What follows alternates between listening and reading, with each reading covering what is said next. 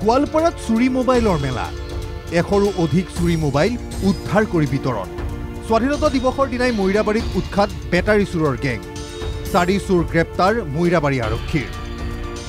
স্বাধীনতা দিৱসৰ লগত সংগতি ৰাখি গোৱালপাৰা আৰক্ষীয়ে আয়োজন কৰিছে এখন বিশেষ মেলা। মেলাখন হ'ল চুৰি হোৱা মোবাইলৰ মেলা। বিগত 2 মাহত গোৱালপাৰা আৰক্ষীয়ে উদ্ধাৰ কৰিছে 110ৰো অধিক চুৰি মোবাইল। স্বাধীনতা দিৱসৰ লগত সংগতি ৰাখি গোৱালপাৰা আৰক্ষী অধীক্ষকৰ উপস্থিতিত চুৰি হোৱা মোবাইলসমূহ উদ্ধাৰ কৰি আৰক্ষীয়ে মোবাইল হস্তান্তৰ কৰিছে গৰাকী। চুৰি হোৱা মোবাইল ফোনটো ঘূৰাই পাই স্বাভাৱিকতে আনন্দিত হৈ পৰিছে গৰাকী। আৰক্ষী ছাউনীত মোবাইল পোৱাৰ পাছত গোৱালপাৰা আৰক্ষীক ধন্যবাদ জ্ঞাপন কৰাৰ লগতে আৰক্ষীৰ এই পদক্ষেপক আদৰণি জনায় মোবাইলৰ গৰাকীসকলে। মোৰ মোবাইলখন আজি মই ঘূৰাই পাইছোঁ। ঘূৰাই পাই মোৰ বিৰাট আনন্দ লাগিছে, যিহেতু মোবাইলৰ ভিতৰত আমাৰ বহুত কিছু ডকুমেণ্ট থাকে।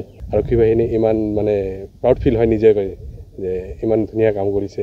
আৰু মোবাইলটো ইমান এটা ভাল ইলেক্ট্ৰনিক হ'ব পাৰে, কিন্তু ডকুমেণ্টাৰী বস্তু বহুত ডকুমেণ্ট থাকে মানুহ তাতে। গোৱালপাৰা আৰক্ষী অধীক্ষক নৱনীত মহন্তই গ্ৰহণ কৰে এই বিশেষ কাৰ্যসূচী।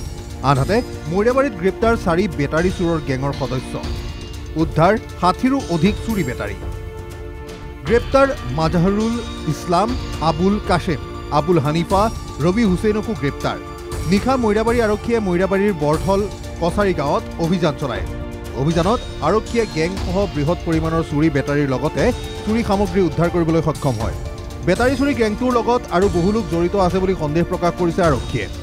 এনেদৰে বিভিন্ন ৰাজ্যত চোৰ আৰু আৰক্ষীৰ সমানেই চলিছে অভিযান। এফালে যদি চোৰে নিদ্ৰা হৰিছে আৰক্ষীৰ, আনফালে আৰক্ষীৰ তীব্ৰতৰ অভিযান। গোৱালপাৰাৰ পৰা ৰচিদুল হুছেইন আৰু মৈৰাবাৰীৰ পৰা আৰিফ জামান ৰিপৰ্ট, NKTV+।